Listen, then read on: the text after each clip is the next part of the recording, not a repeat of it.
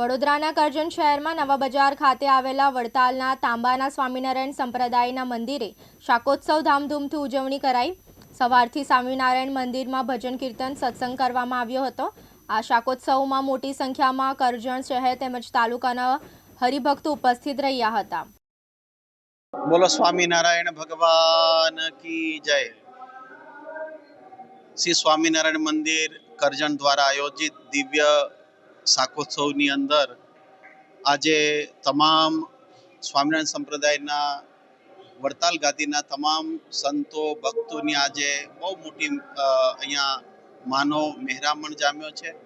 કારણ કે આ સ્વામિનારાયણ મંદિર ડાયરેક્ટ વડતાલ બિહારી શ્રી લક્ષ્મીનારાયણ દેવ સંસ્થા દ્વારા સંચાલિત છે। અહીંયા કોઠારી સ્વામી પુરુષોત્તમ પ્રિયદાસજી પાટીલ સ્વામી તેમજ સમગ્ર આ જે આયોજન છે એના આયોજક એવા સ્વામી કૃષ્ણ પ્રિયદાસજી નીલમ સ્વામી તેમજ શાસ્ત્રી સ્વામી ચંદ્રપ્રકાશદાસજી સ્વામી આદિ એમના મંડળના તમામ સંતો સાથે સાથે આજે સ્વામી શ્રી વલ્લભદાસજી સ્વામી આવ્યા છે વડતાલથી, તેમજ અહીંયા ભરૂચ મંદિરથી પણ રઘુનંદન સ્વામી આવ્યા છે। ત્યારે તમામ સંતો અને ભક્તોની ઉપસ્થિતિમાં સ્વામિનારાયણ ભગવાને જે દિવ્ય શાકોત્સવ લોયામાં કર્યો હતો એની પ્રતિકૃતિ રૂપે અહીંયા દિવ્ય કથાનું પણ આયોજન છે।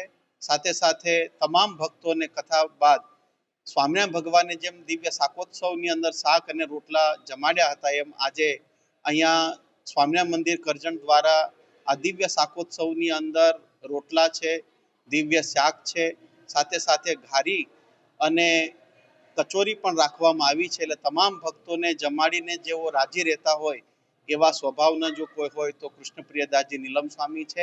એટલે એમના આયોજન નીચે આ દિવ્ય પ્રસંગ મહોત્સવ ઉજવી રહ્યા છે।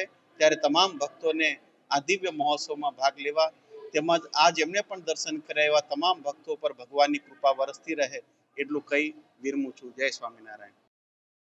મનોજ દરજી, દિવ્યાંગ ન્યૂઝ, કરજણ, વડોદરા।